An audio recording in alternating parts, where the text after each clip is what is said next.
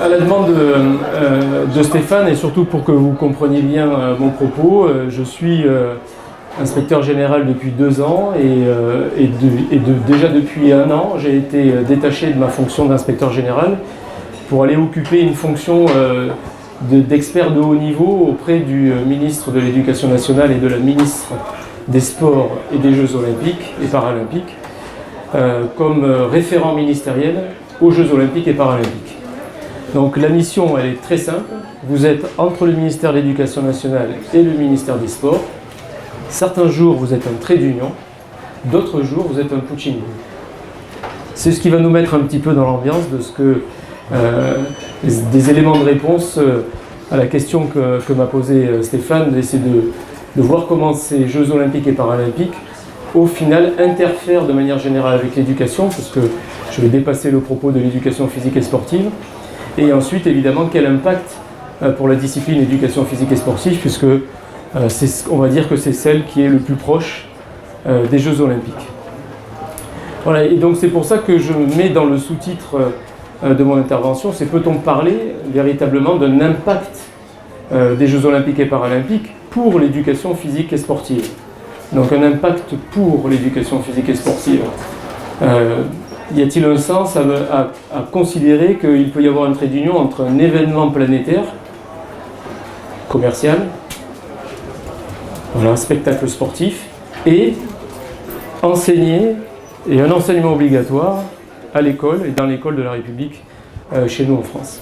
Voilà. Pour autant, il y a aussi un autre élément qui est à prendre en considération, c'est que derrière les Jeux olympiques, il y a des hommes et des femmes qui font le spectacle. Et ce sont des sportifs de haut niveau la plupart du temps. Voilà, même si dans l'esprit de tout le monde participe au jeu, on a vu parfois quelques images qui laissaient penser qu'il manquait quelques heures d'entraînement en natation à certains, si on a un petit peu de mémoire. Pour autant, ça reste des sportifs de haut niveau dans leur pays et qui vont représenter leur nation. Et quand on réfléchit au final à un sportif qui représente sa nation, ça veut dire un sportif qui cherche à mettre un drapeau, quelle que soit sa nation, sur la plus haute marche d'un podium international pour faire rayonner son pays, sa nation. On peut dire que ces personnes-là sont-elles en train de travailler les valeurs de leur pays ou tout simplement sont-elles en train de les incarner? Donc il y a aussi des choses qui sont de manière informelle éduquées à travers le sport, et donc quelque part ça peut répondre à une mission d'éducation. Et si vous voulez, pour vous démontrer cela, je vais vous faire rentrer dans les Jeux, voilà, avec moi, parce que moi je suis rentré dans les Jeux par 2 fois en tant qu'entraîneur national, mais je vais, là aujourd'hui j'y rentre en tant qu'extérieur, et en plus au service d'un ministère qui n'est pas celui des sports, directement. Et donc je ne veux pas vous raconter tout de suite le propos institutionnel, je vais vous raconter l'histoire, parce que derrière les Jeux olympiques il y a souvent un récit, et moi j'ai choisi de vous en présenter un. C'est mon choix, c'est un montage que j'ai fait, et qui me sert au quotidien d'ailleurs dans l'animation de ma mission.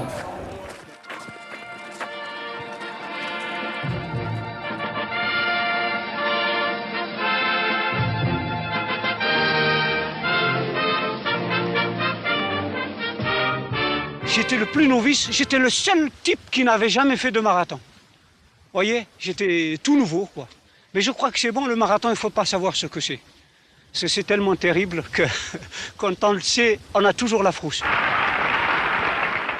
J'étais le plus décontracté. C'était moi je me relâchais, tout ça. Et les autres, ils se donnaient. Et c'est exactement comme au Tour de France. Chaque fois qu'il y avait une échappée, tac, je leur collais derrière, mais sans passer devant. Je ne voulais pas passer devant. Et ça s'est déroulé comme ça jusqu'à un peu avant la mi-course, vers le 20e kilomètre. Et à ce moment-là, j'ai un petit copain à moi, l'américain Kelly, qui s'entraînait souvent avec moi, et il vient, il me tape sur l'épaule, et puis pique un sprint de formidable. Moi, quand j'ai vu l'américain partir, je me suis dit, ça, il ne faut pas que je le lâche, celui-là. Hop, je sprint, je le rattrape, et on continue comme ça. Ça a été une rampe de lancement pour moi. Alors, je continue, puis j'arrive à mes courses, et parce que c'était une autoroute, c'était un aller-retour, 21 km comme ça et 21 km retour. Alors, je tourne autour du poteau, et je repars par là, je croisais les autres. Alors je leur faisais un petit signe amical comme ça. Oh, ils étaient pas possible, ils disaient celui-là il est formidable. Et j'ai continué à courir à mon train, à l'aise, léger. Mais alors, arrivé au 32e kilomètre, à peu près 30, 31, 32, vous voyez, je sentais quelque chose. Je me suis senti plus lourd, ma tête qui me faisait mal. Il me semblait que j'avais une maison sur la tête. Je me semblais avoir reçu un coup de matraque sur la tête, vous savez. Et je commençais à dandoliner comme ça de la tête et tout ça. Il me semblait faire des petites foulées moi-même, je me disais, c'est des petites foulées de 10-20 cm, c'est pas possible. Je me battais, je luttais, c'est pas possible. Mais c'est là, monsieur, que vraiment, c'est l'école du courage, du volonté. C'est là, je me serrais les dents. Mais mon Dieu, sur les côtes, ils sont pas plus forts que toi, tu es plus fort qu'eux, tu vas monter. Mais et à un moment donné, je vous assure que je m'insultais. Je m'insultais en moi-même, dit salaud, tu peux arriver jusque-là, tu te rends compte? Puis alors, à ce moment-là, on pense à toute sa famille. Je pensais à ma femme, ma fille qui venait de naître, à ma pauvre mère. Hein? Si jamais tu gagnais. Hein? Et puis, je pensais à ce fameux drapeau. Je dis, si tu le montais au milieu du monde, c'est formidable, c'est quelque chose de formidable. Je dis, et vas-y. Puis je commençais à être léger. C'est pas possible, je dis. J'étais plus fort que pour les départs. Et puis, il y avait 2 motards australiens, je me rappelle. Un à droite et un à gauche, et j'étais au milieu. Et les motards faisaient que me dire « Very good, very good, Johnny ». Je me suis dit « Very good, ça doit être bon, ça. Hein ». Et puis voilà la porte de l'entrée du stade qui se présente sous le porche. Je passe sous le porche. Une explosion, 120 000 spectateurs dans ce fameux stade. Il me semblait que c'était une bombe atomique qui explosait, vous voyez. Et puis, j'entame mon dernier tour, mais ça a été d'une vitesse fantastique. C'est d'ailleurs le dernier tour le plus rapide de tous les temps. À 100 mètres à peu près, je me suis retourné comme un voleur. Vous voyez, comme ça, faut voir que... Parce que des fois, on est battu dans le stade, hein. Les marathoniens, on ne sait jamais. Hein. Et je continue. Et je boucle ma boucle, mon dernier 400, en 1 minute 4 secondes. Je coupe le fil et je suis champion olympique. On les couche, les marathoniens. On les oblige à se coucher, mais moi, j'ai refusé. Alors, j'ai attendu au bord de la piste, comme ça. Tout le monde était estomaqué. C'était l'euphorie de la victoire, peut-être. Ça me donnait une force mystérieuse qui me restait. Et j'aurais pu, je crois, courir 10 km de plus. C'est fantastique.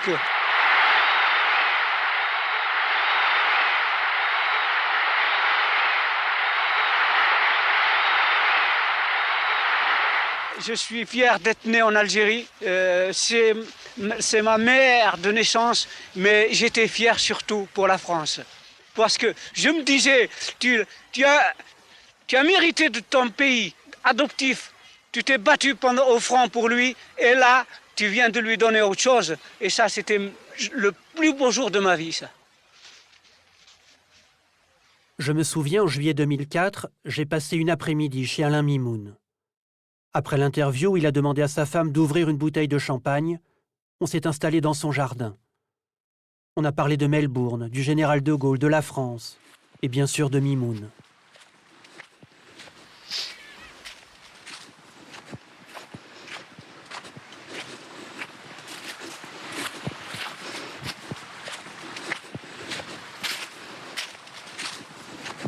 Alain Mimoun est décédé le 27 juin 2013.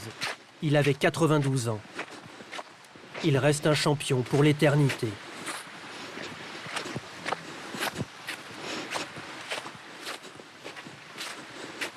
Voilà cette petite mise en bouche qui est juste l'expression de ce qu'est pour moi éduquer et instruire. Si on réussit sa mission, qu'on soit professeur de PS, entraîneur, et qu'on travaille sur l'objet sport, de manière générale, on ne peut pas dissocier l'éducation de l'instruction. Et dans les propos d'Alain Mimoun, vous entendez tous les mots de la France. Les mêmes mots qui sont dans l'actualité aujourd'hui. Il nous raconte 56, on est en 70, et moi je suis devant vous, on est à l'aune des Jeux Olympiques de Paris 2024. Eh bien, si on écoute Alain Mimoun, de manière très très sensible, on entend tout. On entend la problématique de l'intégration, quelque part de l'immigration. On entend la problématique des valeurs de la République, qui sont aujourd'hui très chahutées, questionnées dans l'école de la République. On entend la problématique de l'élève face au travail, la notion de persévérance, de culture de l'effort. On entend ces propos-là. Et on entend aussi le marquage qui est cette fracture sociale qu'on vit de manière quotidienne et que l'école essaye de gommer. Quand Alain Meymoun nous dit qu'il fait le 100 mètres le plus rapide de l'histoire du marathon en se retournant comme un voleur, alors qu'il va être champion olympique et qu'il dit que sa plus grande fierté c'est véritablement de dire qu'il fait gagner la France. C'est ça ce qu'il nous dit. C'est pas qu'il gagne lui, c'est de dire qu'il fait gagner la France. Ben ça pose quand même des questions sur la mission d'éducation, donc la mission au sens large de l'école, et on est dans le cadre des Jeux Olympiques. Donc derrière le spectacle sportif, moi j'essaie de marquer cette différence entre ce qui font d'un projet de vie le fait d'aller glaner un titre olympique, parce que ce qu'on sait au bout du bout, c'est que le seul champion olympique du marathon en 1956, c'est Alain Meymoun. Et personne ne lui prendra cette médaille-là. Alors qu'un record du monde, quel qu'il soit, un record d'Europe quel qu'il soit, on le bat et on disparaît. Voilà. On aura été recordman du monde pendant un moment.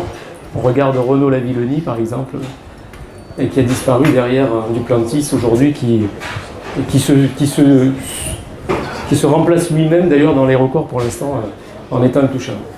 Donc moi c'est ce que je retiens surtout dans les Jeux Olympiques, et c'est là où j'essaie d'amener l'attention aujourd'hui des Jeux Olympiques dans l'éducation, c'est plutôt de regarder ce qui se joue dans le stade avec les acteurs du stade. Alors certes on peut regarder la dimension dopage, les excès du coup qui sont liés, les dérives et les déviances liées au spectacle sportif.